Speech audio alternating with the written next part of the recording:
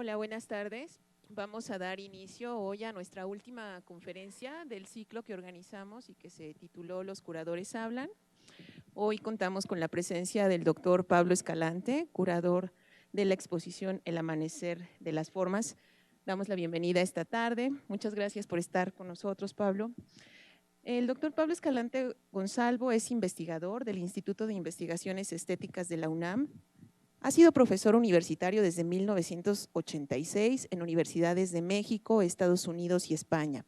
Se especializa en los procesos de transformación del arte indígena tras la conquista y en el surgimiento de un arte y una liturgia indígenas en el periodo colonial.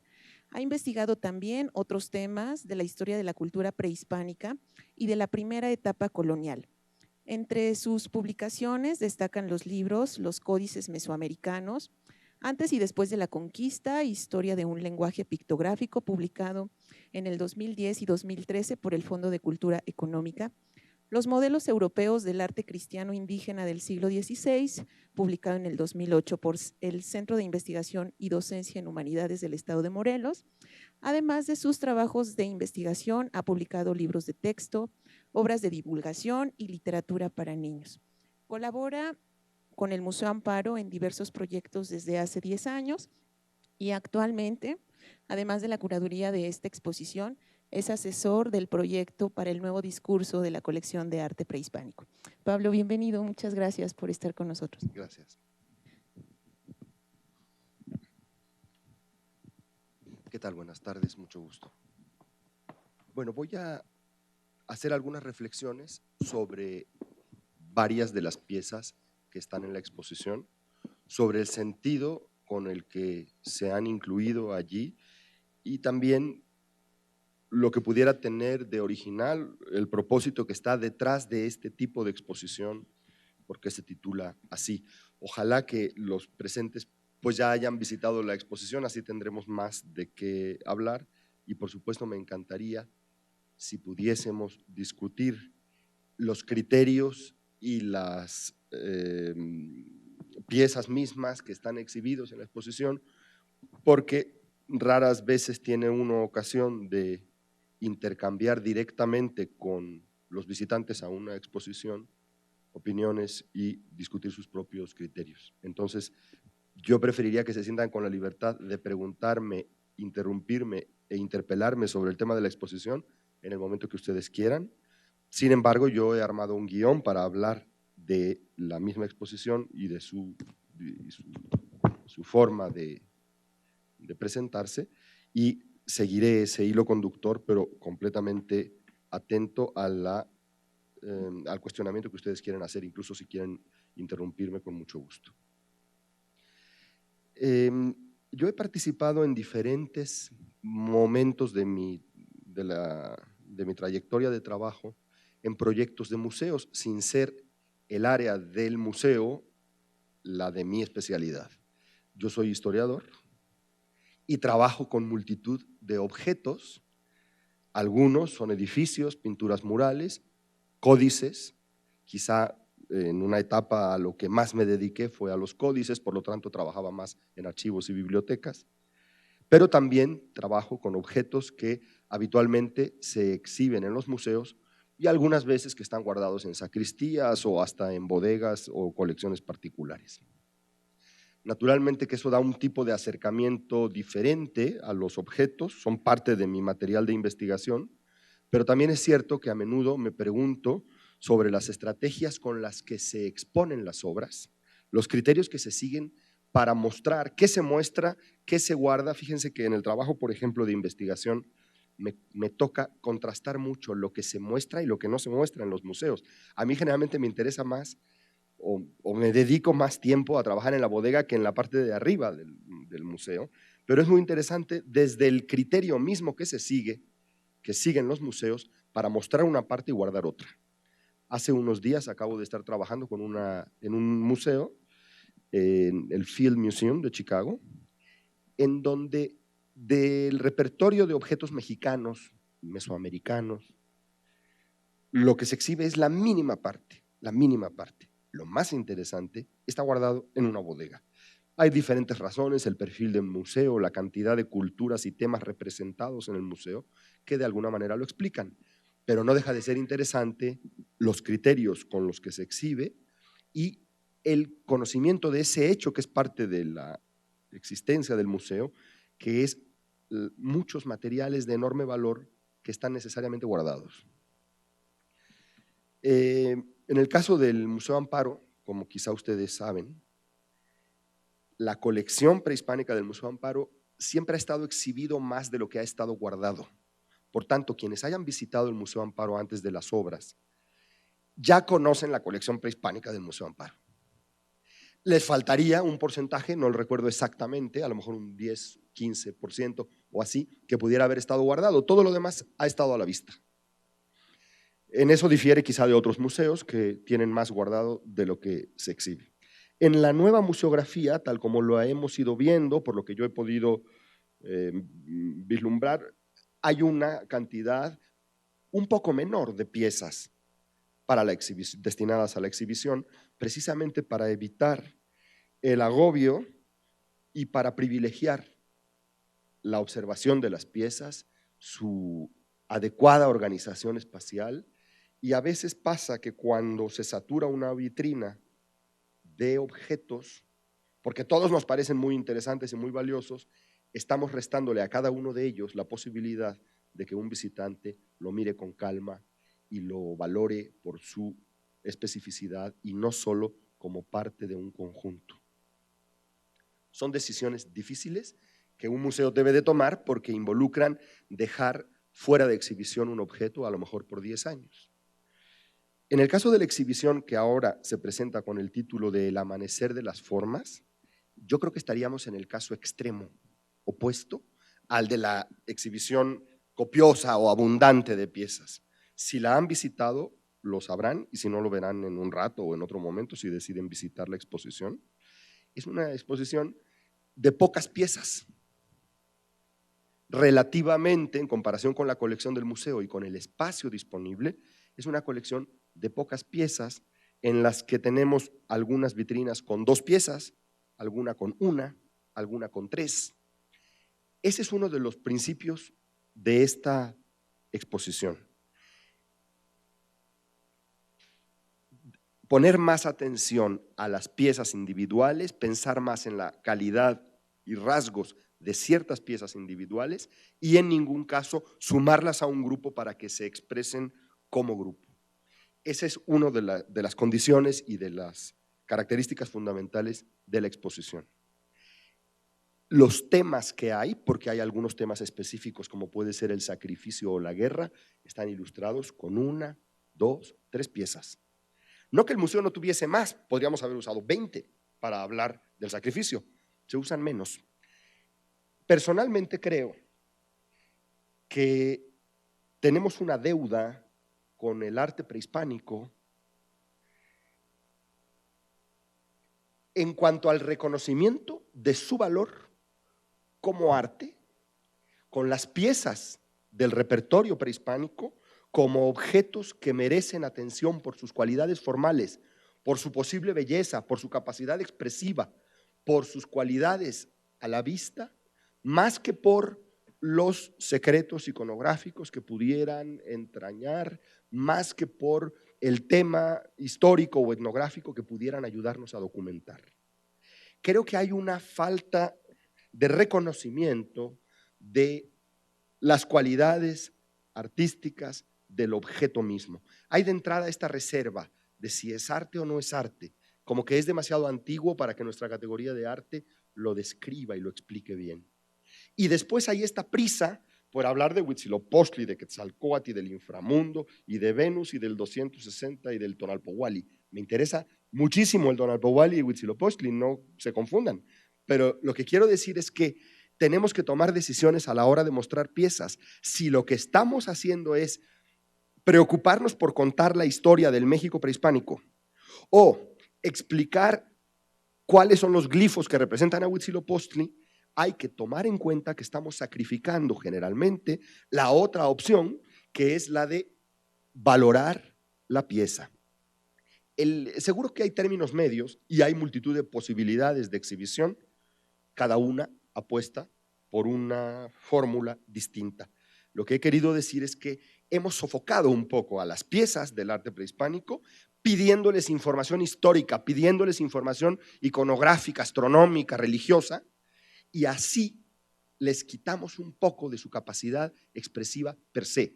Piensen en la imagen que tenemos al frente. Yo he visto pocos rostros, pocas esculturas de cerámica con la expresividad, con la sutileza, con la delicadeza de modelación de esta pieza. Pero es una pieza más, es una figura, es una persona, figura femenina, antropomorfa. Ya está. Sí, podemos liquidarla en algunos discursos como figura femenina antropomorfa. Se puede poner desnuda o no desnuda, es bastante evidente, sí está desnuda. Eso es una de las 1000 maneras de las que se puede hablar de eso, o podemos detenernos a pensar en la técnica de elaboración, por ejemplo. Estas piezas de Xochipala están hechas, todas ellas son modeladas a mano, sin molde. En este momento, en esta región y en esta época no se usa el molde, todo es con las yemas de los dedos. Son piezas en las cuales se usa el pastillaje con una gran sutileza. Se le van agregando algunos rasgos de expresión con pastillaje y después, con el barro más líquido, se hace una especie de soldadura del pastillaje que oculta la impresión del pegote que siempre hace un pastillaje y acaba apareciendo la forma como si hubiera pellizcado. Pero esas cejas, por ejemplo, el borde del ojo no se hubiera logrado sin la incisión de un instrumento punzante, y la ceja del ojo derecho, por ejemplo, que es parte de la misma pieza de pastillaje de la nariz. Si ustedes pellizcan, deforman el rostro. Hay muchos trabajos de modelado de piezas que al hacer el pellizcado se altera la base de la cual sale la materia con la que se pellizca, porque se está robando material de la base. Cuando se asocia el pastillaje con hilos muy delicados y se suelda, se mantiene mucho más la armonía de la base sin alterar o sin hacer esa especie de excavación en el punto en donde se jaló el detalle. Podríamos hablar de ese y de otros detalles técnicos.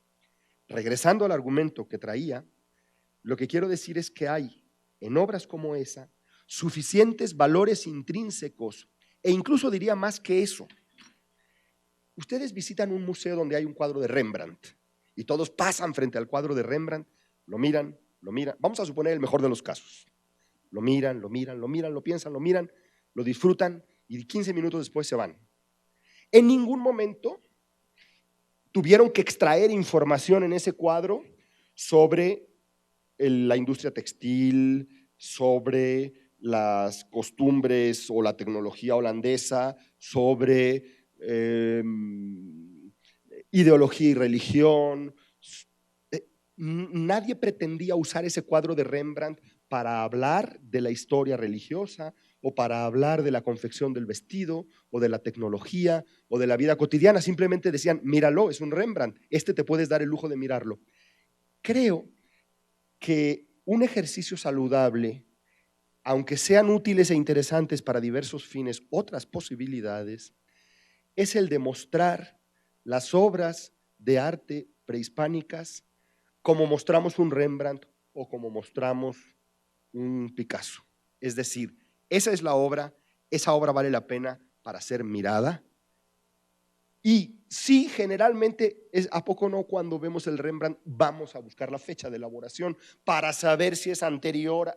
O cuando vemos el Picasso y queremos ver si corresponde ya con la época en la que pintó las señoritas de Aviñón o si es verdad que una coordenada temporal, pero que de todos modos siempre nos la da la cédula. Ahí están las cédulas.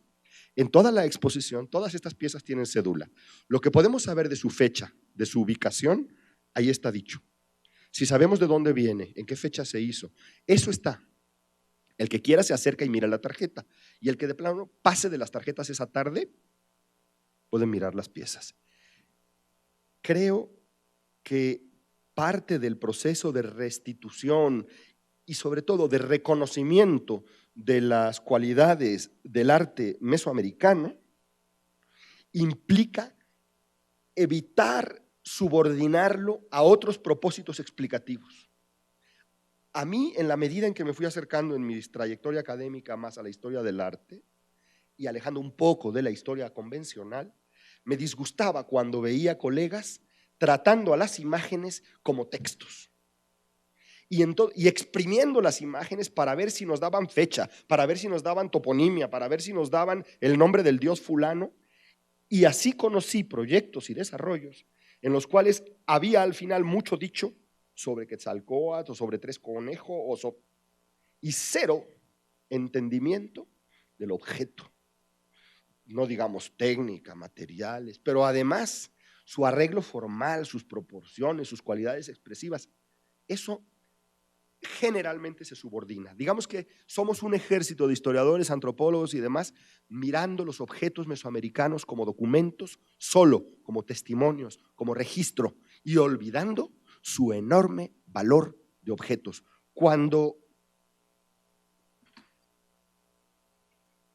Por ejemplo, cuando yo veo eso, a ver, sí podemos reflexionar sobre la historia de las tumbas de Tiro.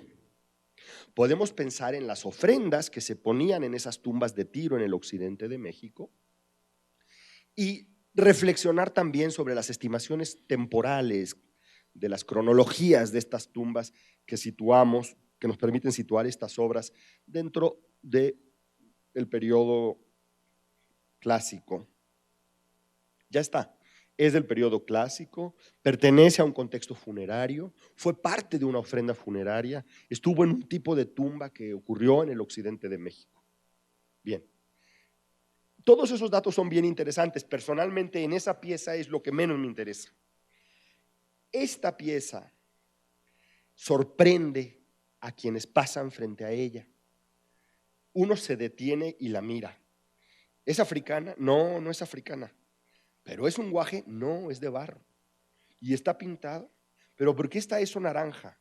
Ah, es que en la cocción una parte se comportó distinto y salió ese color naranja con la cocción. Pero tiene un engobe, entonces seguro sí buscaron ese color naranja. Pero fíjate en la abstracción.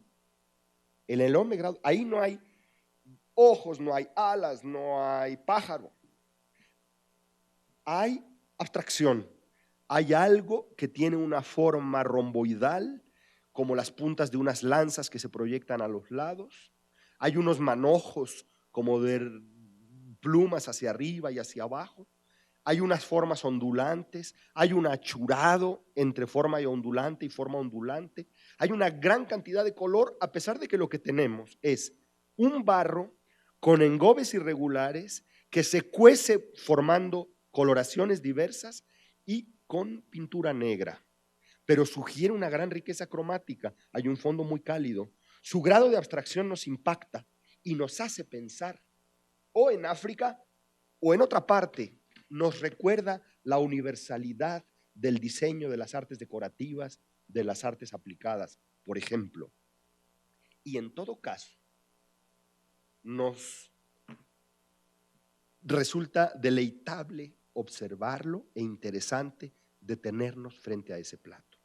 Si construyéramos un discurso histórico, iconográfico, estaría un poco difícil. ¿Dónde meto esta cazuela? Pues la podemos meter en un tema en el que hablemos de la ofrenda, y al hablar de la ofrenda, repito que la exhibición de nuestros objetos patrimoniales de la etapa prehispánica cumple diversos fines, puede ser didáctica, ayuda a comprender la historia y seguro que todos esos fines son muy legítimos. Esta es una propuesta de recuperación de una línea que también debe ser valorada y que a menudo olvidamos, que tiene que ver con las cualidades mismas de esos objetos, sus lenguajes formales, sus méritos expresivos.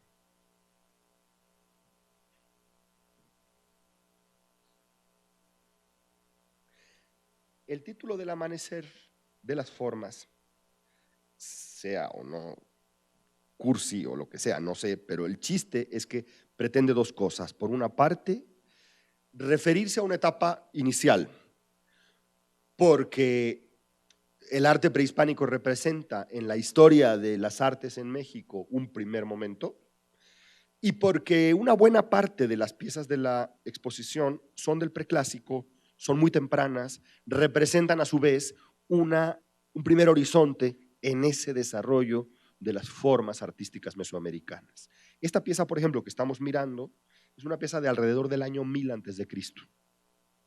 Por tanto, es de las primeras esculturas de cerámica realizadas en la tradición mesoamericana.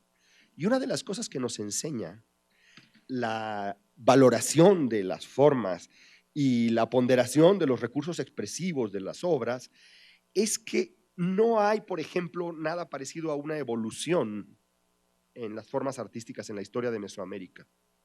Es decir, no hay nada como que en el preclásico estaban experimentando, en el clásico ya se sentían con fuerza y en el posclásico lograron piezas con toda su riqueza expresiva. Ese modelo evolutivo que casi como que lo traemos puesto como un chip para explicar las historias en general, para muchas historias no sirve, y para una de las historias que no sirve es para la del arte mesoamericano, porque en el año 1000 a.C.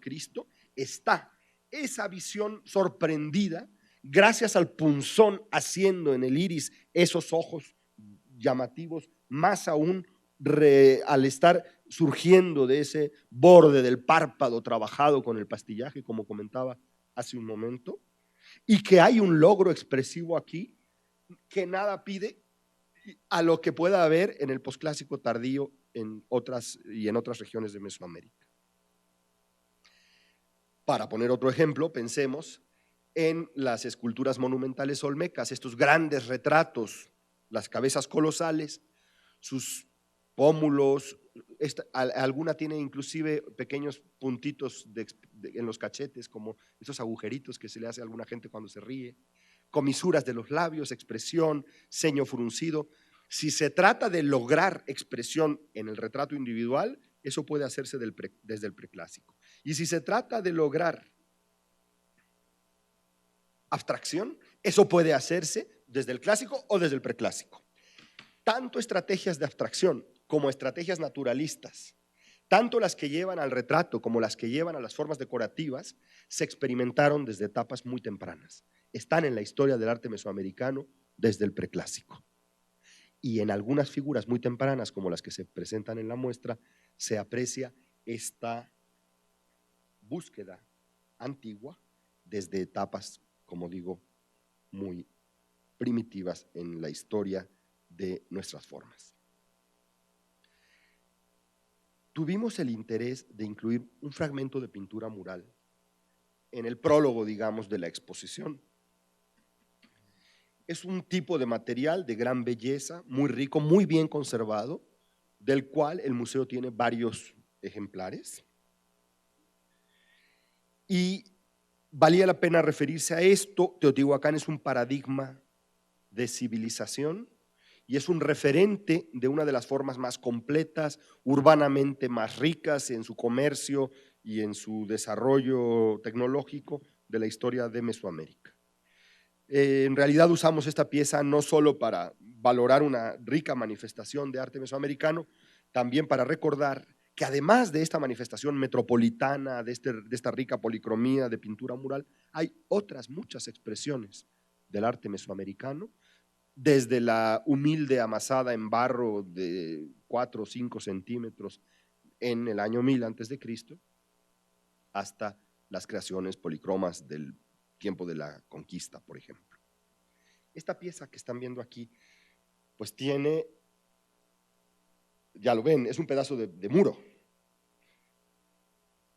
Gracias a que la pieza fue cortada para su venta en algún momento, algún coleccionista en el siglo pasado, no está pedaceada, pues está cortada como un rectángulo. Tenemos un fragmento de un muro de la ciudad de Teotihuacán, del periodo clásico temprano, de un momento de esplendor. Hay una gran riqueza de color, ya se usa un rojo oscuro, que no es el de las primeras pinturas teotihuacanas, que es un color más naranja. Aquí hay un rojo de matita muy oscuro, que es el fondo de la pintura, y es una pintura que puede ser del año 400 aproximadamente. ¿Qué representa esta pintura? En el lenguaje típico de los murales teotihuacanos, en que no sabemos si marchan o bailan, si brincan o pelean, tenemos una escena que yo llamaría de danza, a lo que más recuerda es a una danza. En la danza están dos personajes. Tenemos este recurso tan típico de Teotihuacán, que son las vírgulas que salen de la boca para indicar justamente que los personajes están cantando. Y la llamo de guerra, o la considero ligada a temas de guerra, por el escudo que el personaje lleva y levanta frente al rostro. ¿Lo ven? También aparece una especie de lanza que se curva, lo cual vincularía esta pintura al contexto de imágenes del culto al dios de la lluvia que hay en Teotihuacán, en donde el rayo adopta diferentes formas ondulantes, pero al final acaba teniendo la punta de una flecha. Y también el personaje que viene atrás tiene un escudo en la mano, como pueden ver, y además lleva una lanza. Una lanza, ustedes ven el cursor, si yo lo muevo aquí, ven que la lanza es esta lanza azul con un plumón aquí, de hecho todo un manojo de plumas que amarra la base de la lanza, y aquí el escudo del personaje. Es una escena, pues, de danza ritual con un tema militar y elementos del culto a la lluvia. Esta abundancia de jade, de plumas de quetzal, la presencia del rayo ondulante en el personaje que camina hacia adelante. Son muy típicas de Teotihuacán las escenas procesionales, por cierto. Generalmente aprovechan la parte baja de los muros para estas procesiones de guerreros, de danzantes, de sacerdotes que hacen ofrendas. Sin embargo, como decía, esta es una pieza quizá no representativa del conjunto, es solamente una pieza inicial que recuerda lo más conocido de la civilización mesoamericana, y a partir de allí recuperamos la idea de poner atención a algunas cosas que a menudo se pasan por alto, a formas simples, a materiales como el barro, a algunos ejercicios de abstracción muy tempranos y también algunos recursos de expresión en el desarrollo de la figura humana desde etapas muy tempranas. Por ejemplo, nos parecía interesante incluir algunas vasijas. En esta, que es una de las primeras vitrinas, tenemos 3 tipos de recipientes. Creo que tienen en común los 3, como aquel Platón que fue el primero que mencionaba. Por una parte, el ser objetos interesantes, curiosos, con una serie de aspectos de textura, de color, que llaman la atención y que piden el análisis de la vista por sí solos. Son además manifestaciones cerámicas típicamente mesoamericanas. En la etapa más temprana de la historia de Mesoamérica, en el preclásico, es cuando más se experimentó con las formas de la cerámica. Luego se va a experimentar más con la decoración de la cerámica, pero la variedad tipológica del preclásico es enorme. Rectos, angostos, con forma de globo, con forma de 2 esferas, cuadrados. Hay una enorme variedad tipológica en la cerámica. Estos 2 botellones que tenemos al frente en la fotografía son de esa etapa, son del preclásico, son del Valle de México y representan esa fase de experimentación en la que se utilizaron formas, muchas de las cuales después van a desaparecer. Esta forma de asa de estribo, que es a la vez el vertedero de la vasija, no aparecerá después en la historia de Mesoamérica. Tampoco este tipo de botellón. Ya en este botellón se observan técnicas decorativas que vamos a ver en otras piezas, incluso en figuras antropomorfas, este uso de los engobes para darle un color perdurable a las piezas. A veces se usan 2 engobes, uno se sobrepone al otro, a veces se usa un engobe para una parte de la vasija, otro engobe para otra parte, y después de la cocción toman unos colores muy firmes y perdurables, como el color marfil, el color naranja e incluso el ligero rojo que vemos en el borde inferior de la vasija. Eso es un rasgo muy distintivo, muy importante, porque es muy recurrente en la cerámica mesoamericana, el uso del engobe. Por tanto, muchas veces no son solo terracotas, sino que tienen un trabajo de preparación de las paredes interiores y exteriores, pero más comúnmente exteriores, para darles mayor resistencia, menos porosidad y además darles color.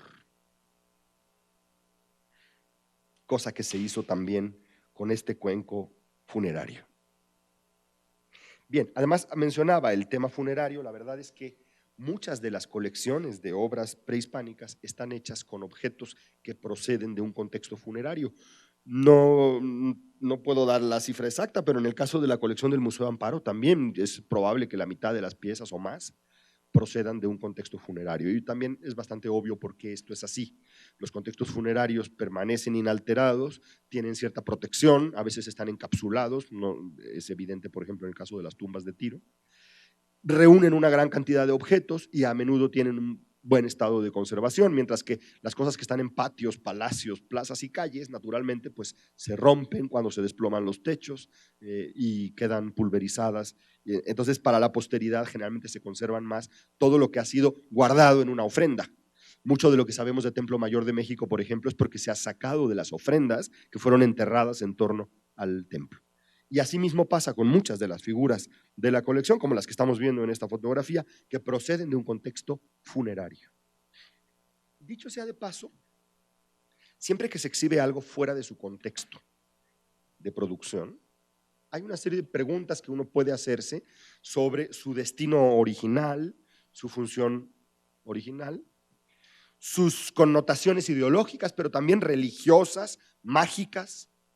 Mucho de lo que se exhibe en los museos, y por ejemplo en este museo, son piezas que estuvieron ligadas a un señor que se murió, o a una señora que se murió, o a un niño que se murió.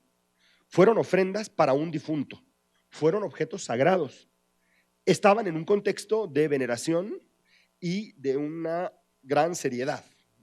Entonces, necesitamos romper con ese clima, porque de otra forma no podemos adoptar una actitud curiosa, laica, exploradora, estética. Tenemos que hacerlo, pero no está por demás recordar que son objetos que tenían una función ritual, que muchos eran considerados sagrados y que muchos eran considerados poderosos. Yo consideré incluso la posibilidad de incluir para la presentación de la exposición en una nota la explicación sobre estos valores mágicos. Creo que al final se descartó la idea y yo no sé si es que no queríamos asustar a los visitantes, pero yo recuerdo que en alguna ocasión que visitaba una bodega de un museo, tuve que firmar un documento en donde yo reconocía el valor mágico de esos objetos y el riesgo que representaban en el supuesto de que ese presunto valor mágico de los objetos se verificara o fuera un hecho. Aquí hay unos cetros, no sé si tengo la foto, a lo mejor alguno ya los vio. Esos cetros eran muy poderosos.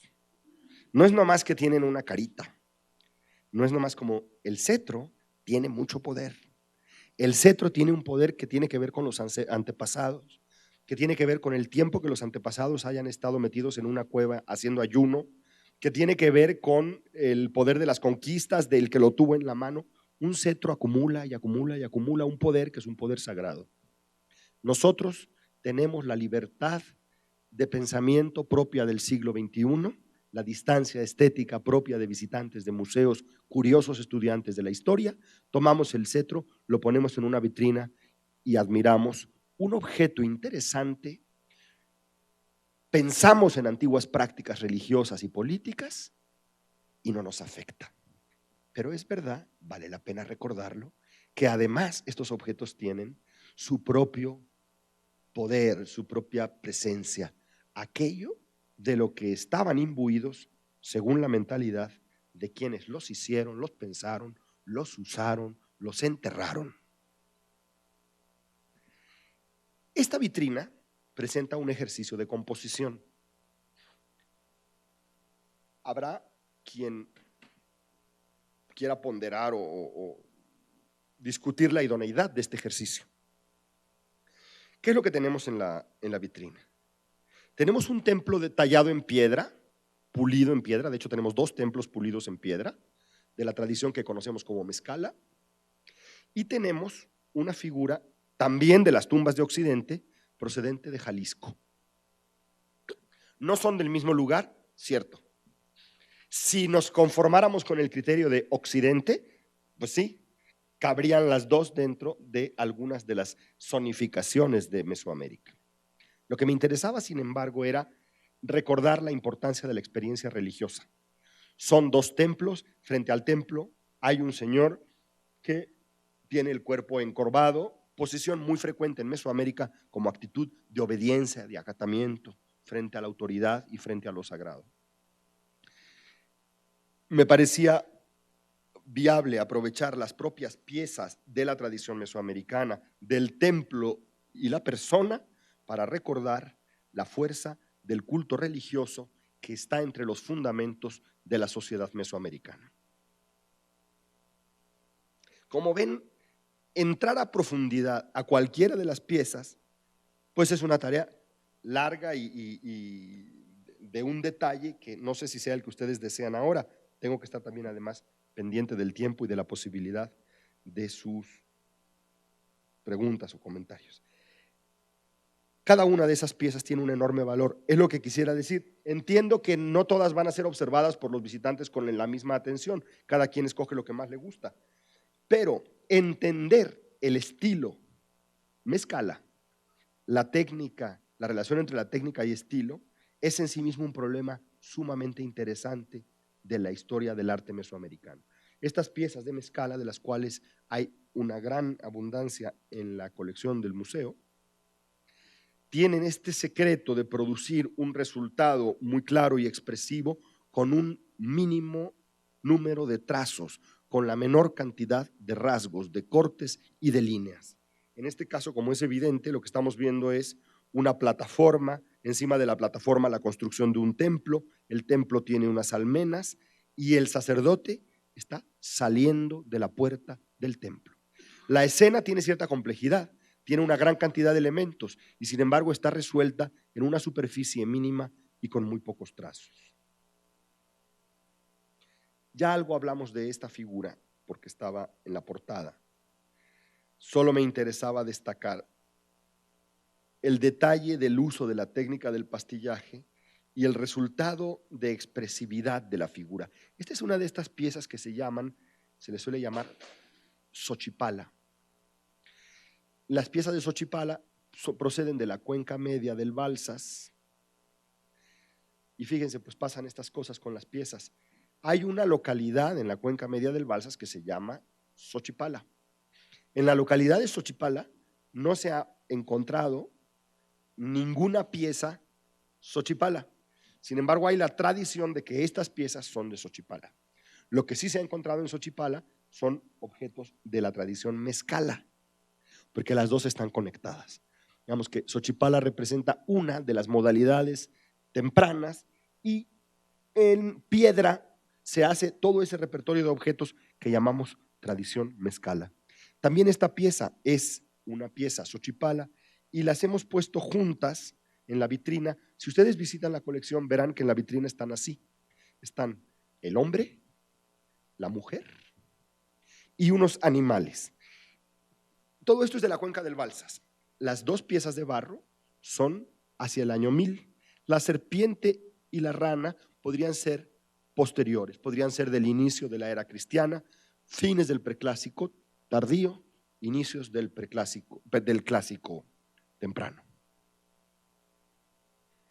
¿Por qué juntar la serpiente y las figuras? Tiene que ver con una evocación del concepto del Génesis. Eso es completamente ajeno a la creencia de la cultura indígena. Si bien muchas veces cuando los indígenas relataron sus mitos y su historia, siempre lo hicieron aprovechando los moldes de la tradición occidental y bíblica que ya conocían cuando empezaron a relatar sus mitos. Esta es una pieza que no es del museo y que no está en la colección. Quería decirles solamente que piezas de esta llamada tradición Xochipala, que no sé si ustedes ya conocían antes de ver estas, que tienen una riqueza expresiva formidable dentro de su sencillez, de su pequeñez, habrá 20 en el mundo, no hay más. 20 piezas Xochipala, tal vez 30. Y lo dudo. El museo tiene estas dos y tiene otra más que vamos a ver después. Esta está en un museo en los Estados Unidos, pertenece a esa misma tradición. Y hay ciertos detalles Vean, por ejemplo, una cosa muy típica de la tradición de Xochipala, el fleco de la capa que alcanzamos a adivinar circulando frente a las piernas del personaje. Esa curiosidad por el detalle, trabajado a veces con el pastillaje y a veces con la incisión, con punzones y con ligeros dibujos sobre la pasta fresca de barro antes de cocinarla. Este personaje lo he puesto mucho más grande porque la foto que tengo de las bailarinas es de tan mala calidad que iba a demeritar la otra. Entonces, pero en la vitrina la van a ver juntas. Pertenecen a culturas preclásicas del Valle de México, son sin embargo posteriores, más tardías que la propia tradición de Xochipala.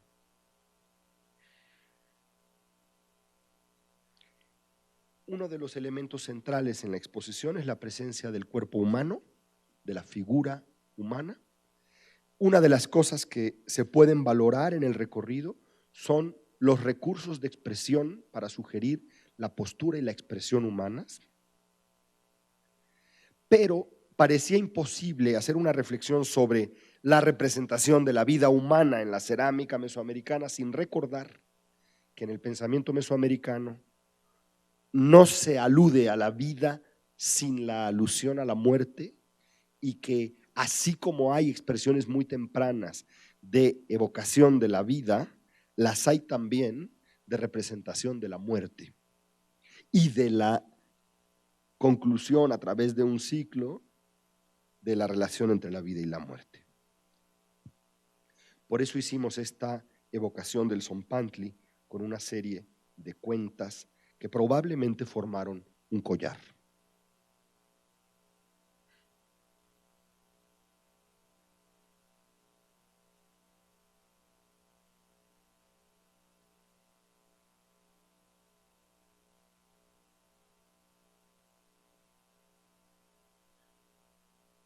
La vitrina más visitada, según me han dicho, es la de los monos.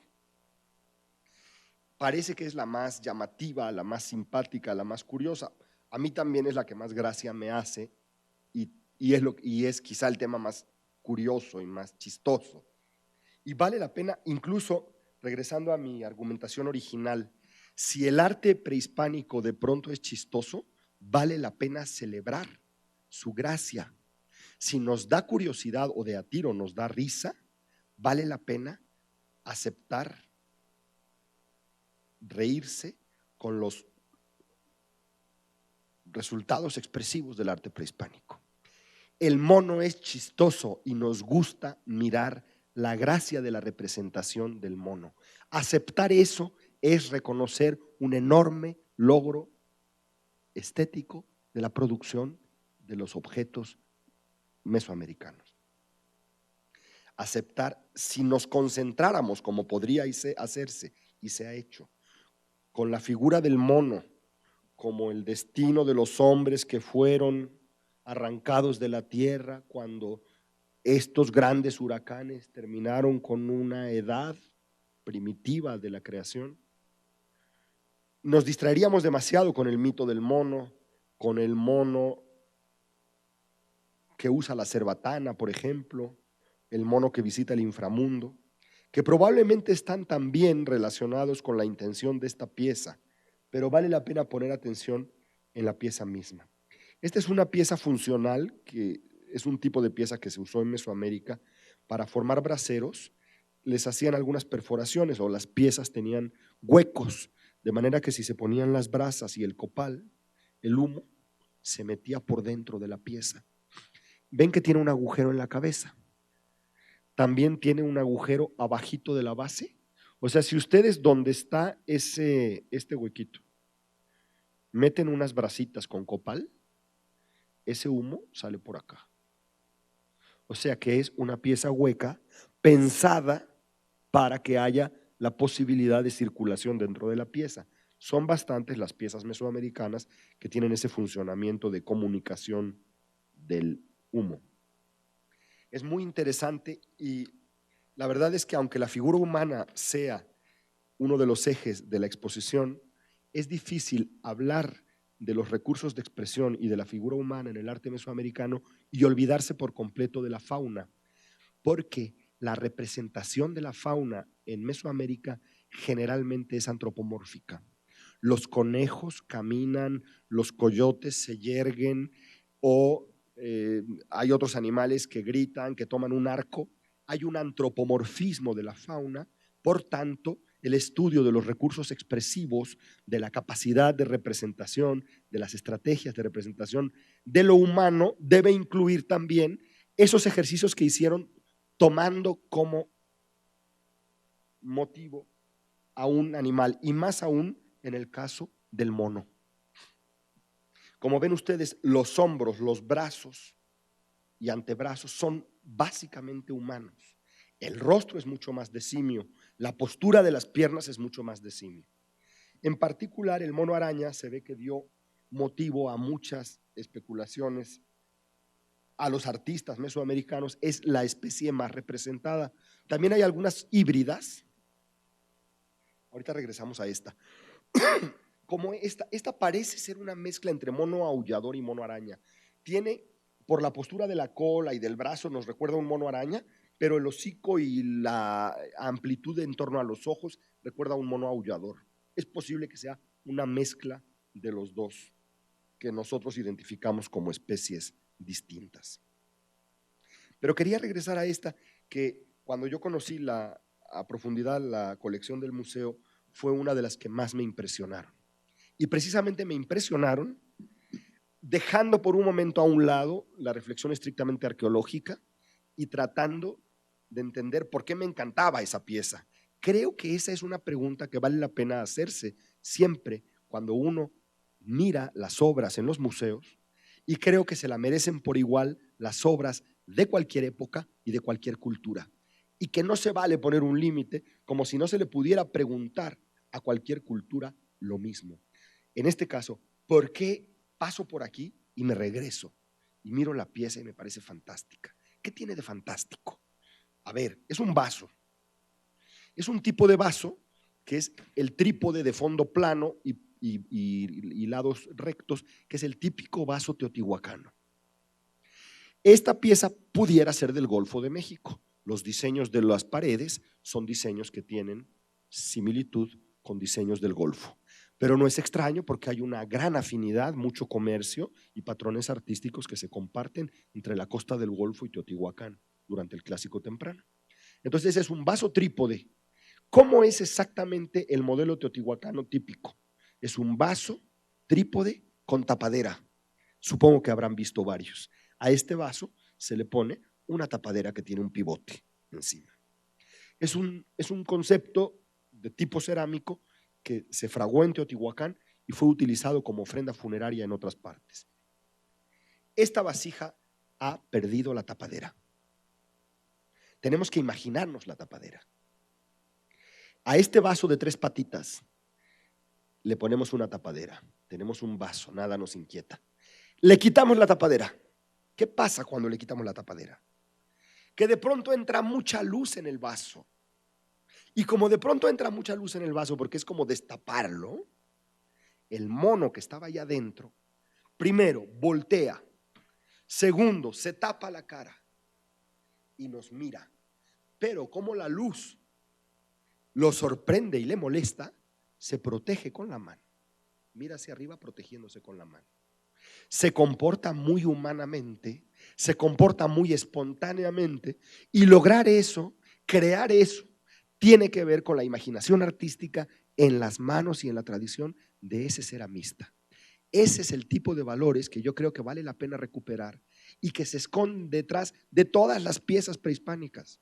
Por sencillas que parezcan, por interesante que pueda ser la otra historia que cuentan de dioses o de calendarios, también está ese talento. Hay un artista que piensa con las yemas de los dedos, que recuerda lo que le dijo el abuelo y que de pronto hasta nos juega, hasta nos hace un chiste. Ahí está el mono, pégalo, te está mirando. ¿Cómo que te está mirando? Míralo, te está mirando. El barro está fresco primero, por lo tanto sí hay tiempo para eso que yo estoy diciendo, porque está fresco primero. Ustedes han modelado barro. súbele la cabeza, súbesela tantito, está fresco, sí se puede. Se la sube tantito, ok, pero que se apoye y apoya la mano. ¿Ya vieron cómo apoya la mano en el piso? La técnica pide aplastarle un poco la mano, ni modo. Es para hacer el pastillaje y asegurarse de que el mono quede por los siglos de los siglos pegado al fondo de la vasija que es su prisión. Y por si a alguien se le ocurre destaparla, el mono se protegerá la mirada.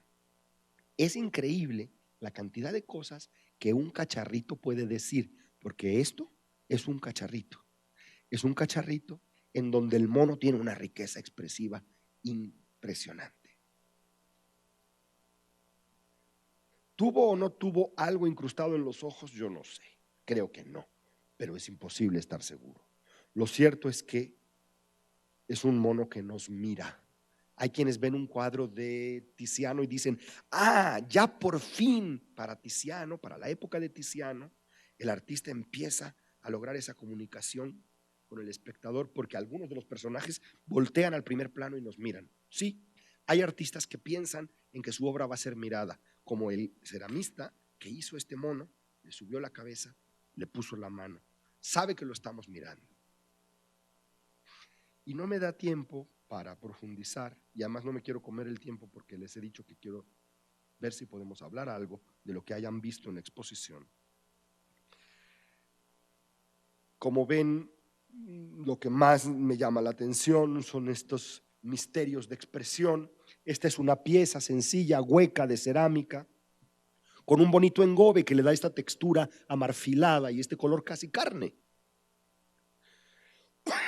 Pero se vuelve especialmente llamativa en el momento en el que otra vez el ceramista, mientras está modelando su figura, decide como que se lleva el dedo a la boca o simplemente se sujeta el labio.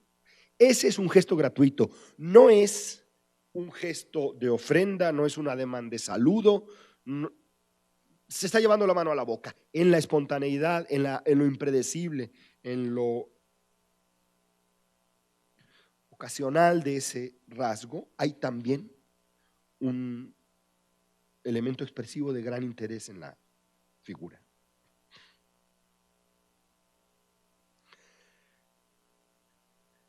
Sabemos que muchas esculturas estuvieron envueltas con telas, paños, vestidas, abrigadas, rodeadas de telas. En los cultos coloniales tempranos con ídolos prehispánicos aparecen mencionadas constantemente las telas. Muchos investigadores que se enfrentan a estas figuras que tienen poco detalle en las piernas, en las ingles, piensan, pues esto seguramente estuvo vestido. Lo que hicimos en esa vitrina fue pensarlo en voz alta. A menudo pensamos y sugerimos, basados en esas fuentes coloniales que hablan de las telas envolviendo los ídolos, que debieron tener algún tipo de adición textil. Y eso sí que sabemos que había incrustaciones, que les pegaban cosas, que les pintaban cosas. Si hubiera tenido, por ejemplo, esta figura, podría haber tenido un mashlatl, un paño así. Esta es una figura tan temprana como la señora que vimos al comenzar, también es de Xochipala, pero aquí vemos este derroche del recurso del pastillaje. La figura del lado izquierdo es de la cuenca del Balsas, la figura del lado derecho es del Valle de México, las dos son más o menos del 1000 antes de Cristo, la que está en la exposición es la del lado izquierdo, por supuesto. Y vean ustedes, para hacer ese traje de plumas es necesario hacer en pastillaje cada plumita, pegar la plumita y otra vez pluma por pluma, hasta completar el traje. Hay algunas, contrástenla con la señora de la portada, desde el desnudo completo hasta un caso como este, en donde esa misma técnica del pastillaje con el que hacen, por ejemplo, las cejas de estas figuras Xochipala, se aplica a un exuberante traje de plumas, en donde cada pluma ha sido recortada. Y para no decir mentiras de que ya me voy a apurar y no apurarme, voy a acabar casi con estas dos piezas. Miren, también son muy antiguas estas dos. La del lado izquierdo, una vez más, pertenece a esa tradición xochipala, por lo tanto la situamos hacia el año 1000.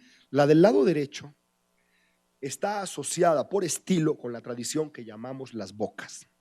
Como ustedes saben, las bocas está aquí al lado, está en las cercanías de Izúcar de Matamoros. Es una pieza olmecoide, es decir, del tipo de las que se hacen bajo el estilo en la etapa olmeca. Puede ser tan temprana como 1100 antes de Cristo, tan tardía como por el tipo de piezas que se han encontrado en contexto 700 antes de Cristo, es decir, básicamente puede ser contemporánea de la pieza de Xochipala, podría ser un poquito posterior. Lo que me llama la atención es la foto, como que no le hace justicia, pero ya bien pueden ustedes, si las ven, las tienen aquí arriba, de hecho las pueden ver ahorita.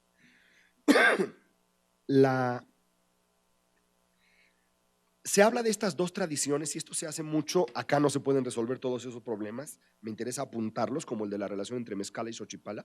Se habla como si fueran entidades completamente diferentes, como si no tuvieran nada que ver. Ah, no, eso es Olmeca y eso es Xochipala. Ojo, son de la misma época. Y cuando decimos Olmeca como si fuera un planeta y Xochipala como si fuera otro, nos olvidamos que la cuenca del Balsas es uno de los sistemas culturales integradores de la etapa prehispánica, con gran continuidad desde el tramo alto, el inicio,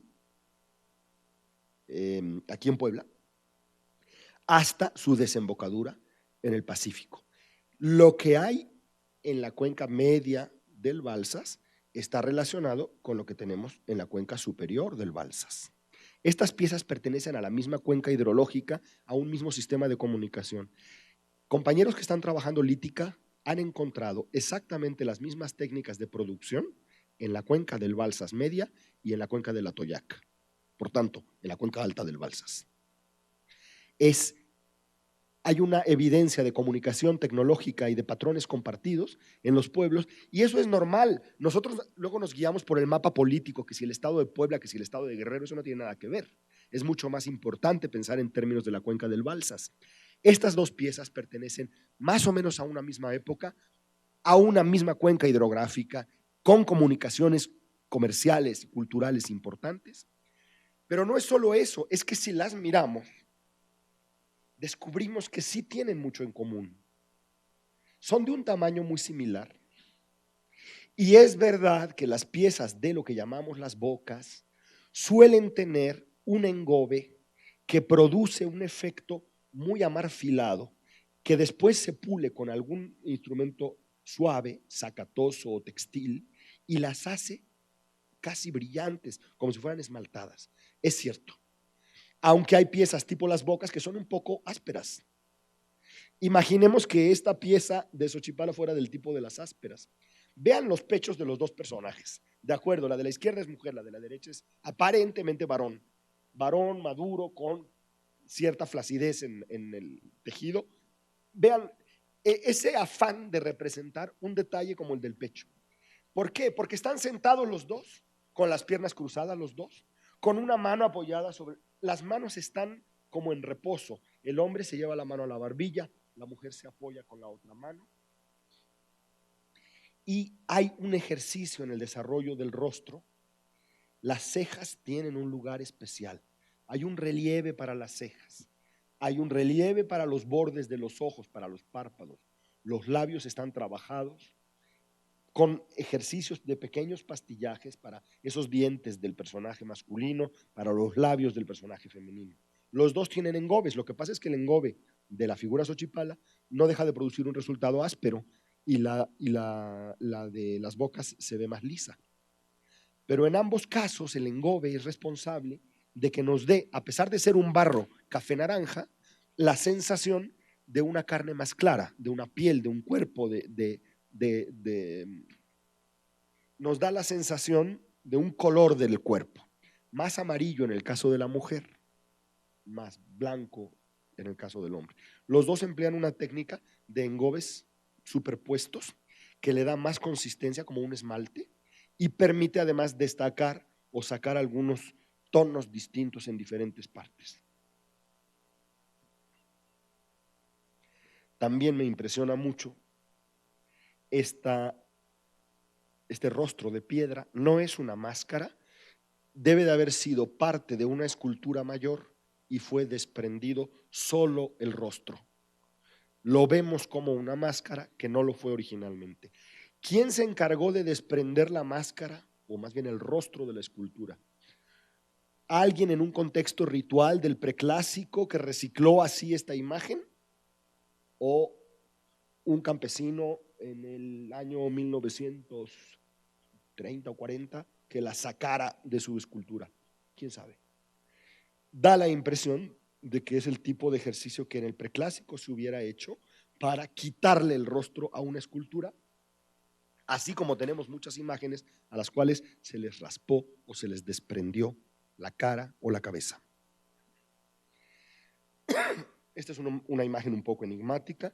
Hay una referencia al Valle de México como posible origen, como posible procedencia. Pertenece, sin embargo, pues a este periodo de escultura en piedra con un fuerte realismo, a la etapa olmeca, que como sabemos se expresó en muy distintos sitios de la geografía del México antiguo. Ese es el cetro del que hablaba, uno de los dos.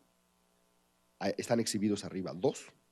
La otra pieza pequeña es un mango muy bonito, tienen que mirarlo de cerca para que vean el detalle del dibujo. Esta es otra de estas piezas mezcala. Es muy curioso, en la cuenca del Balsas hicieron algo así como imitaciones del arte teotihuacano, pero en piedra. Y entonces las vasijas trípodes con tapadera, propias de la tradición teotihuacana, en el Balsas se hicieron en piedra, que era muy abundante. Entonces cuando les hablaba de la tapa, pues imagínense algo así. El conjunto de las piezas mezcala lo vemos por separado, pero formó parte de contextos funerarios. O sea, nosotros estamos acostumbrados a ver un templo mezcala, una vasija mezcala, una máscara mezcala, figuras antropomorfas, cetros, changos. Bueno, pues todo eso fue parte de un mismo evento funerario, de una misma ofrenda en alguna época. Con el paso del tiempo se separó y estamos acostumbrados a mirarlo de manera dispersa. Me tengo que detener aquí porque tienen todavía una hora si quieren subir a pasear por la exposición y para escuchar si tuviesen algún cuestionamiento que hacerme. Les agradezco mucho su presencia y me dio mucho gusto poder conversar con ustedes.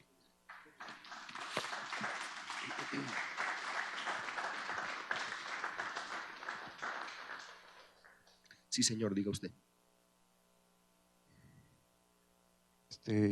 ¿Sí me escuchan? Perfectamente. Señor Pablo Escalante. Sí, para servirle. Me gusta su entusiasmo y se ve que ha contemplado bastante, ¿verdad? Porque ha observado. Yo leí un libro del señor Henry Nouwen, no sé de qué nacionalidad sea, pero llega al Museo de Leningrado, el Hermitage o el Ermitaño, y encuentra una obra de Rembrandt. Y se pasa como 5 horas contemplando ahí el cuadro, ¿no? Y a raíz de ese cuadro escribe un libro que se llama, se lo recomiendo mucho, ¿no? Especialmente a los veteranos de la vida. Se llama Meditaciones ante un cuadro de Rembrandt, de Henry Nouwen. Y es fabuloso lo que le proyecta a uno en ese libro de haber contemplado por 5 horas ese cuadro de Rembrandt. Aquí exhibieron hace como un año, creo, o menos, una película que se llamó La mujer o la joven del arete, ¿sí? Y basado en esta obra de Vermeer. Exactamente, de Vermeer. Y solo de contemplar los ojos de esa joven, se hace toda una historia, se hace una película, un libro y posteriormente la película. Entonces, contemplar, lo hemos perdido mucho, ¿verdad? Por tanta cosa cibernética, tantos ruidos del siglo XXI. Hemos perdido la capacidad de contemplar una flor, un niño, una estatuilla, una obra de arte. Hay un dicho popular, no sé quién lo habrá escrito, pero dice que en la industria del barro, Dios fue el primer alfarero y el hombre su primer cacharro, ¿verdad? Pues sí. Entonces, yo me maravillo mucho no tanto de los extraterrestres o de cosas así, me maravillo mucho del ser humano, ¿no? De hecho, de observar y de leer, yo ahí sí le voy a corregir, Pablo Escalante, la Biblia no es occidental, es del Medio Oriente y fue hecha por hombres y mujeres de piel apiñonada, o sea, morenazos, y en el Medio Oriente exactamente el equilibrio perfecto. Entiendo, quise decir la tradición occidental romana que ha incorporado, por supuesto, Bueno, una tradición posteriormente, ya ves, religiosa. los misioneros se fueron por todo el mundo, pero originalmente es en el Medio Oriente, y en el Medio Oriente, el creador del universo, voy a esto, ¿no? Es en relación a todas estas pequeñitas obras de arte de nuestra gente en México, en la era prehispánica y posteriormente. En la Biblia habla de Dios hizo una escultura fabulosa, ¿no? El hombre, pero era una escultura muerta, de barro rojo, eso significa Adán. Y posteriormente pone el soplo de vida el Creador, y míreme, Pablo Escalante, estoy vivo, soy descendiente de Adán, ¿no? Y vos también. O sea, vivo, estoy lleno de emociones, ¿no? Y la Biblia dice que fuimos hechos a imagen y semejanza de Dios, ¿no? Unos religiosos me dicen, no, pero es eso en la capacidad cognitiva, mental. Le digo, no, está hablando físicamente. La diferencia de un hombre y una mujer es que el hombre tiene pirilín y la mujer no. O sea, fuimos hechos a imagen y semejanza del creador del universo. Yo soy una persona desde niño, también no sé, me dieron esa cualidad de ser contemplativo. Yo pinto, ¿verdad? También. Y al ser contemplativo he aprendido muchísimo de la vida. Yo no entendía lo de la Trinidad en la Biblia, pero hay pistas ahí. Habla de un trino. Entonces dije, bueno, si fuimos hechos a imagen y semejanza del creador del universo, entonces en la vida está el trino, ¿no? Lo masculino, lo femenino y la descendencia. O sea, el padre, la madre y el hijo. Está en todo, ¿no? En la naturaleza, en la vida, en la creación, por todas partes. Entonces, cuando yo veo a mi mujer y a mi hijo, me veo a mí mismo, digo, caray, hay algo aquí, ¿no? Real, no solamente es un mito, ¿no? Y bueno, ya para no extenderme mucho, porque yo no soy el conferencista, usted habló del cetro mágico, es increíble eso, ¿no? O sea, por ejemplo, Moisés abre el mar rojo con su báculo, su cetro, y se abre el mar rojo, ¿no? Y fue real. Entonces, nada más que ahí hay algo que puede ser peligroso o puede ser magnífico, ¿no? Depende. Hay gente cuando va a las marisquerías, comen ostiones y camarones porque piensan que les va a dar vitalidad sexual, ¿no? En la Biblia incluso está prohibido comer mariscos o tiburones o los peces que no tienen escamas están prohibidos, ¿no? Entonces la gente cuando come mariscos puede estar comiendo algo espiritual, pero oscuro, que le da mucha fuerza y vitalidad, ¿verdad? Pero puede ser poderes oscuros o poderes realmente que benefician a la humanidad, nos benefician a nosotros, ¿no? Perdóneme que lo Sí, interrumpa. sí, Pablo. Veo que se están yendo algunos compañeros y puede haber alguien más que quisiera hacer alguna intervención. Es Creo que la suficiente señora. para mí. Muchas gracias. Es lo que dije, sí, cómo no.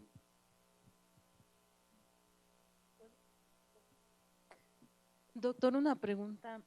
¿Cómo considera usted que está la exposición ahora que se hizo los cambios que usted mencionó, enriquecida en cuanto a información al visitante?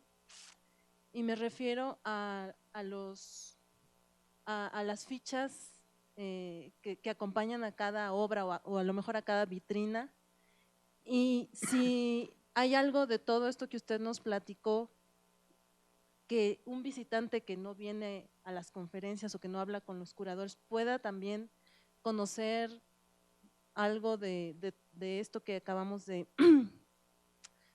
conocer. Y le hago esa pregunta que a lo mejor es un poco tonta, porque muchos dirán, sí, es que es obvio que las fichas acompañan a las obras, pero en este mismo museo, yo no he regresado a ver la exposición virreinal, pero cuando se reabrió al público después de las remodelaciones, no, las fichas no decían nada valioso, las obras que tenían fichas, pero la mayoría de las obras ni siquiera tenían una ficha que acompañara a las figuras. Entonces, he notado que hay una tendencia en Puebla de restaurar museos y se está poniendo poca atención a cómo sale de información el visitante después de recorrer el museo, y es como un poco decepcionante que uno sale con muchas, no preguntas, porque bueno, es bueno salir con preguntas, pero sino que sale totalmente ignorante de lo que vio. Bueno, perdón, la interrumpo, porque creo que Sí me básicamente di a entender. entendimos, comunicó ya bastante claramente el tema. Bueno, yo creo que hay un compromiso de que lo que se exhibe en un museo debe identificarse. No siempre se ha hecho así, y hay la certeza de que tiene que hacerse así. Espero que cuando la nueva museografía permanente se muestre al público, porque ahora estábamos hablando de una exposición temporal que hace un ejercicio distinto. Pero en cualquiera de los dos casos, tenemos que poder identificar el objeto que estamos viendo. Eso un museo no puede permitirse no hacerlo. Puede tardarse en hacerlo, pero pues aquí por lo menos el museo está consciente de que tiene que hacerlo. Uno no puede estar viendo una vasija y decir, pues, ¿qué sería aquello? ¿Sería una cuchara? No, era un perro. No puede ser. Uno tiene que decirle al visitante,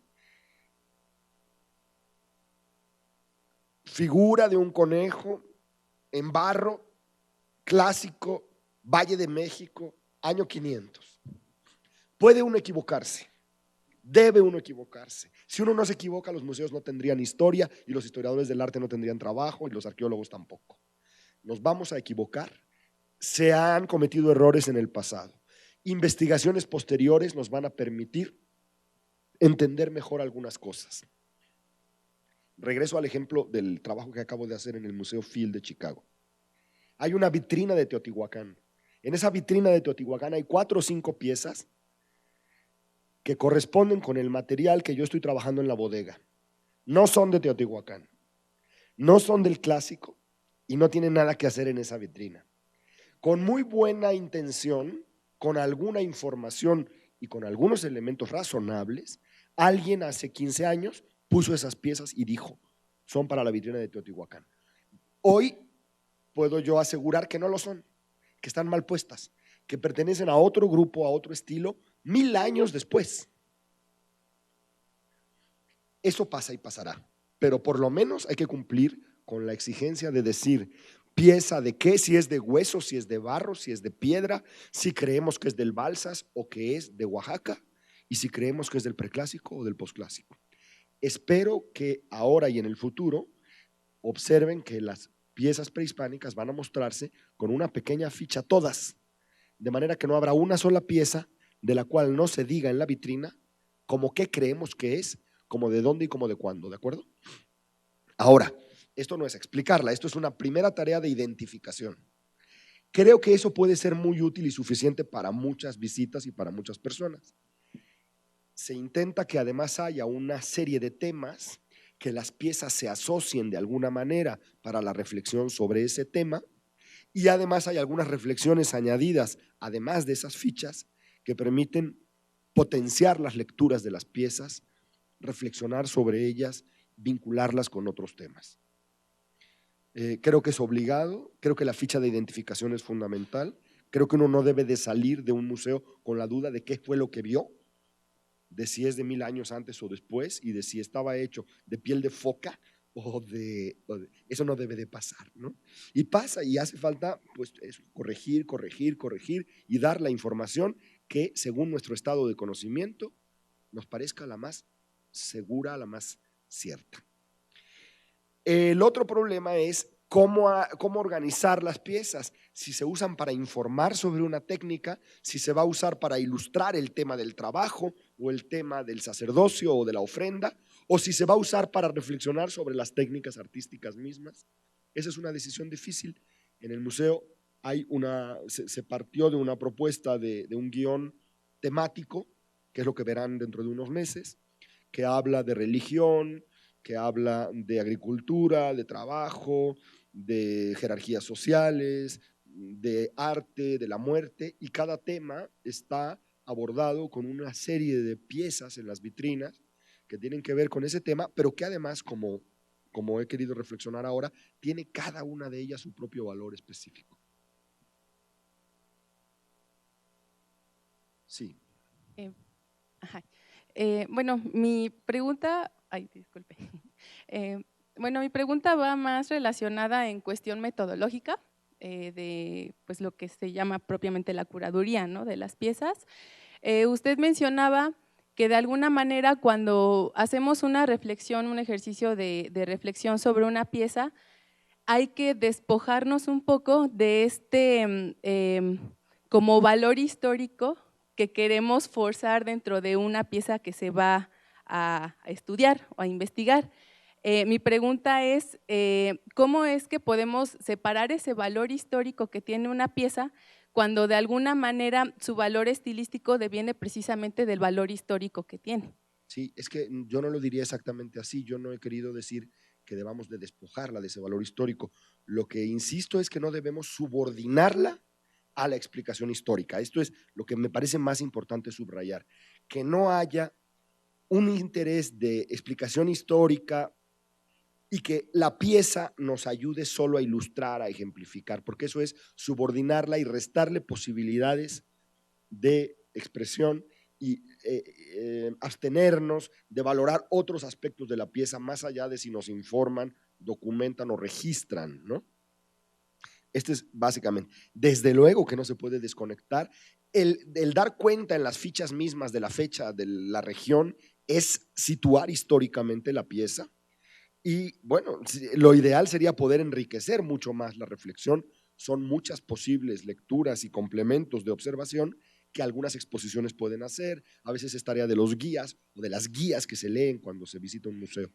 Totalmente de acuerdo, no se puede despojar de sus valores históricos. Lo que yo he querido insistir es en que no podemos, y creo que con el arte indígena de México lo hemos hecho mucho, subordinar las piezas a lo que puedan decirnos de la historia o a su capacidad para ilustrar o ejemplificar un tema histórico o etnográfico, que también hay que reconocerles sus cualidades intrínsecas y sus posibilidades de expresión, su lenguaje plástico, su técnica. Crecen enormemente. Una figuritita chiquita y despreciable en la óptica de esos discursos históricos se vuelve la más bonita de la exposición. Esa en la que uno se quedó 15 minutos mirándola, como hablábamos cuando hablábamos de los cuadros de los museos y todo esto. Señora.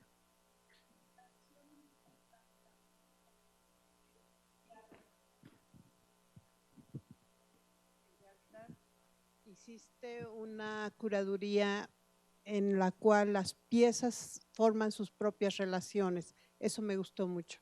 Me pareció también muy interesante la riqueza de la figura humana, que pocas veces se muestra, porque se muestran en seres y también esta incorporación de las figuras antropomorfas. Y sí, efectivamente, en la pieza de donde la vasija del el vaso trípode del chango, yo lo vi y me regresé y me regresé. Lo que sí, pues uno está acostumbrado al museo y al número de piezas y calidad de piezas y me faltó, me sentía así como quería ver más y sí me hubiera gustado un poquitito más de piezas. Gracias. Gracias a usted.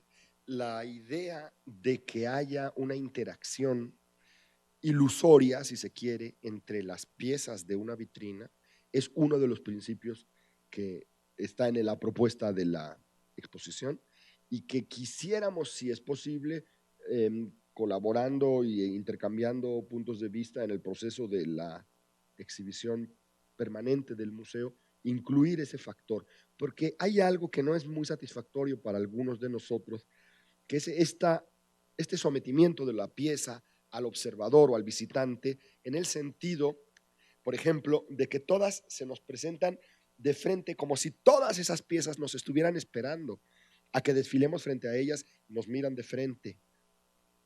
Parece que crea algunas tensiones interesantes y estimula la imaginación y la observación el permitir que las piezas dialoguen entre sí, y que si tenemos un señor y una señora, pues los presentamos, los ponemos frente a frente, y si hay un guerrero que a lo mejor aparece en el palacio, lo ponemos al lado.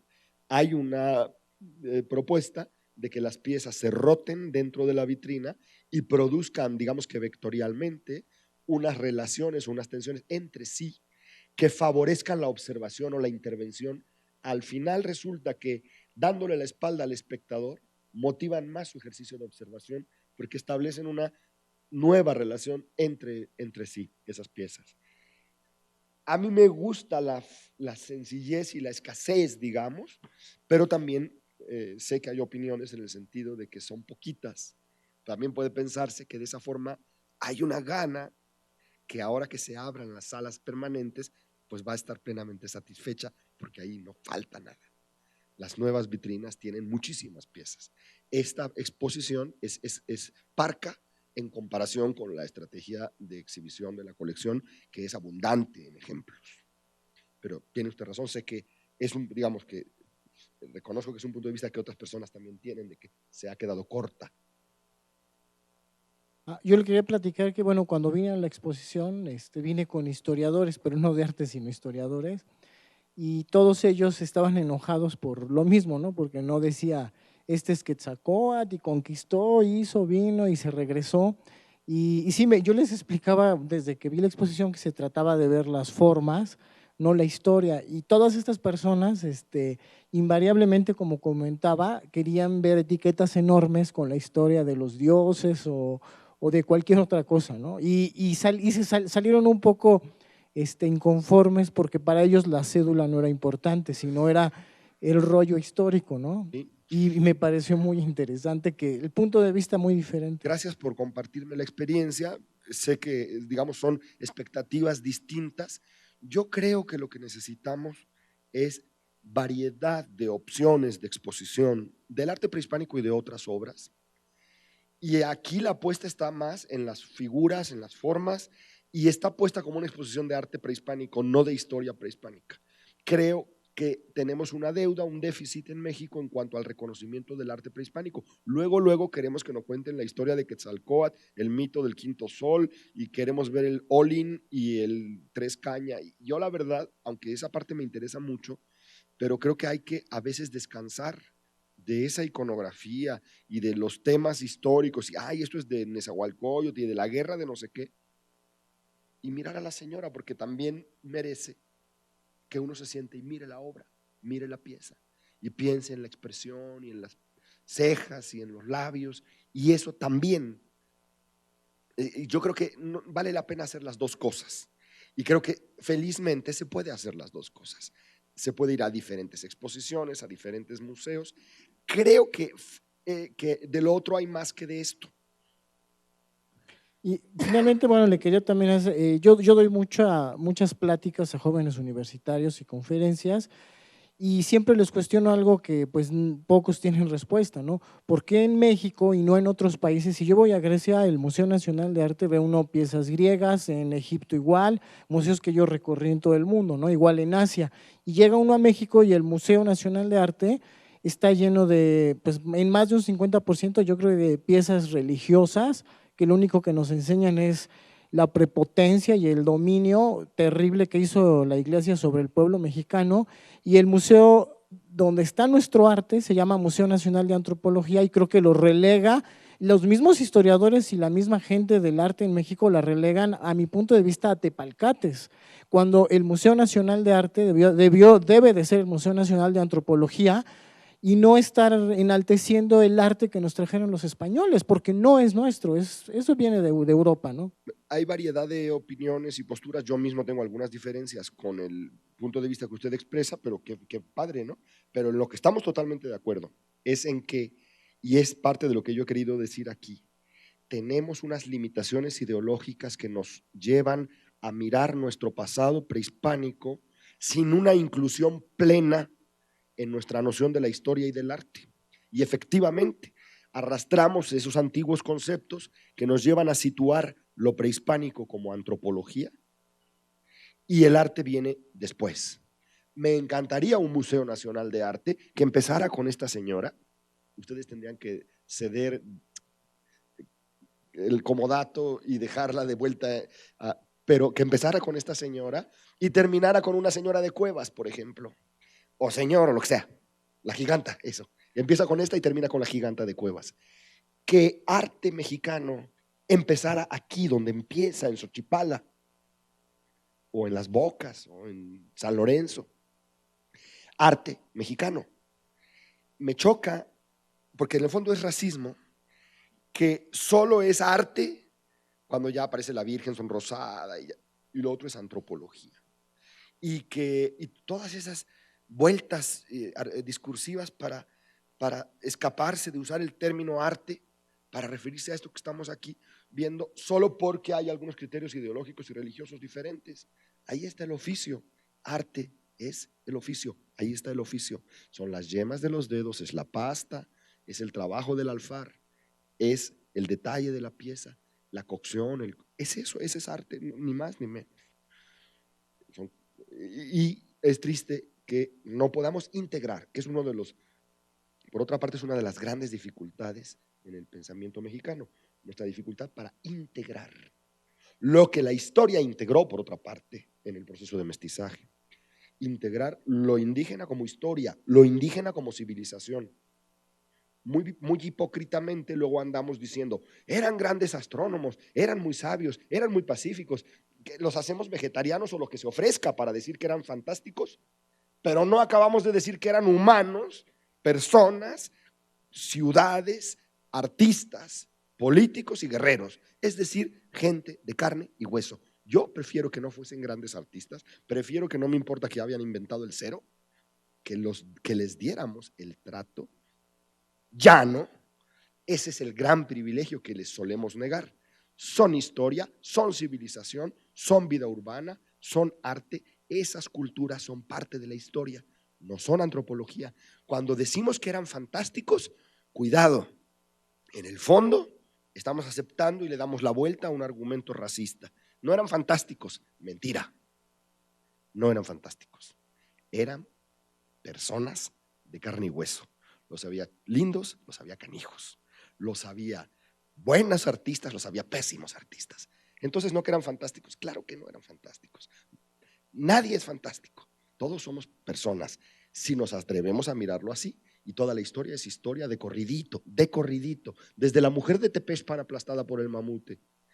Todos somos personas, hacemos historia y hacemos arte, pero efectivamente el Museo Nacional de Arte empieza después. No cabe esto, y creo que esa es una gran obstrucción. En el fondo no se trata de homenajear, sino de restituir lo más básico, el derecho más fundamental: personas, historia, cultura, y es parte de la misma trama.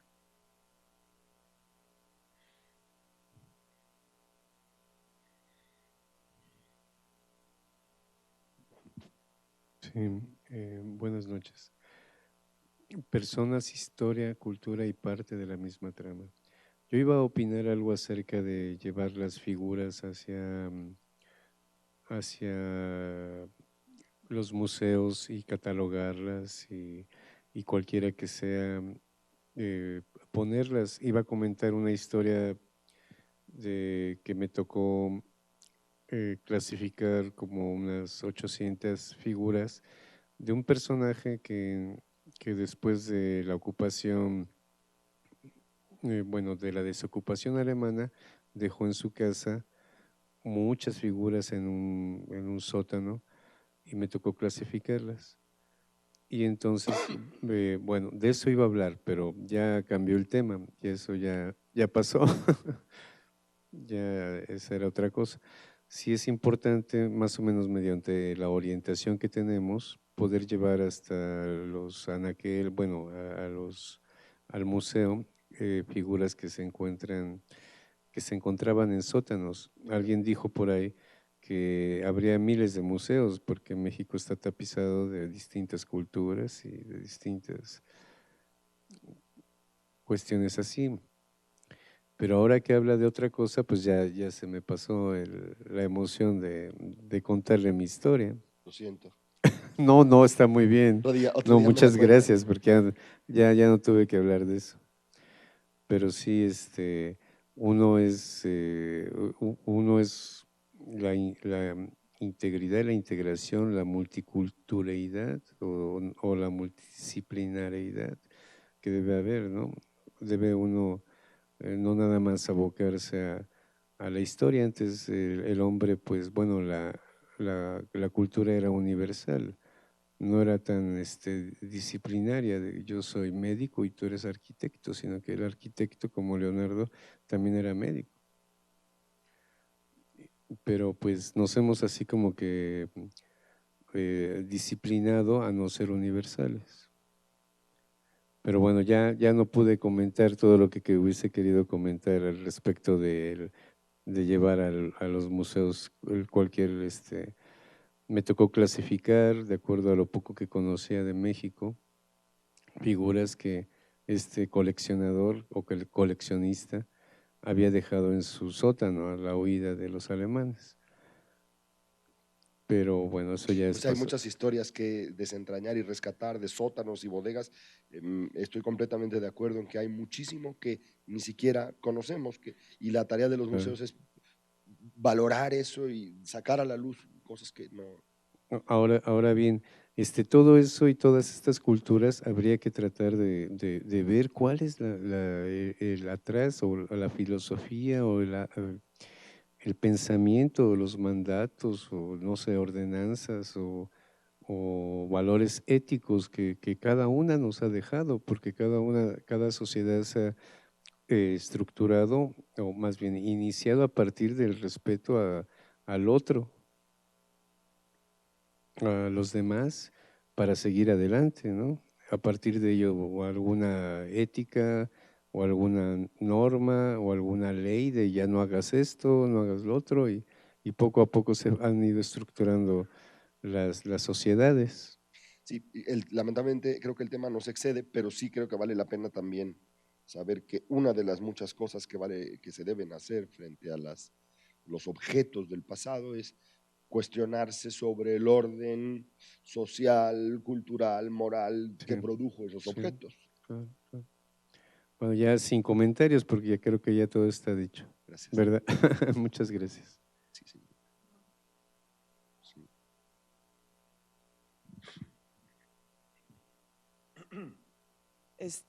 Bueno, por ejemplo, si tuviéramos 10 piezas, y usted creo al inicio había mencionado que, bueno, en ciertas ocasiones tienen que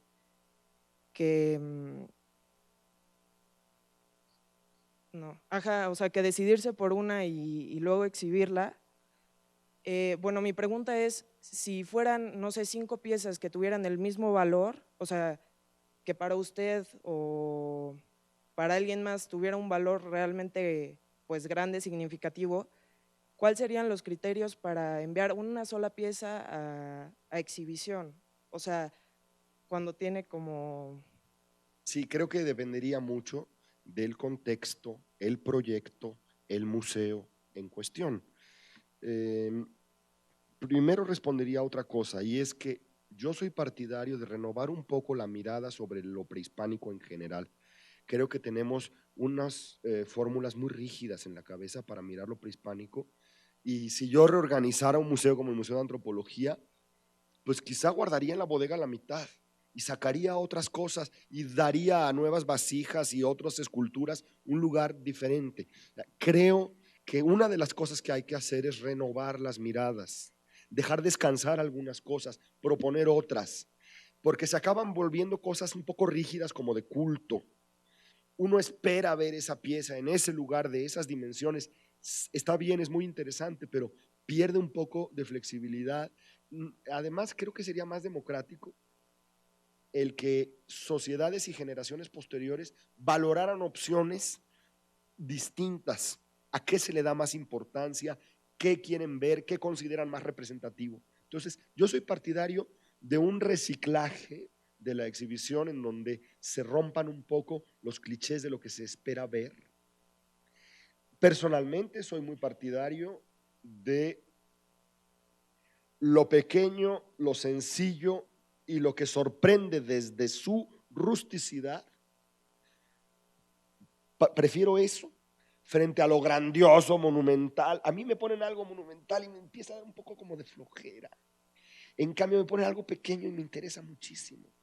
Tiene que ver con el culto al Estado, con la mirada. Yo creo que hay una, por ejemplo, creo que hay una mirada reverencial hacia el pasado prehispánico y yo no la comparto y no me gusta.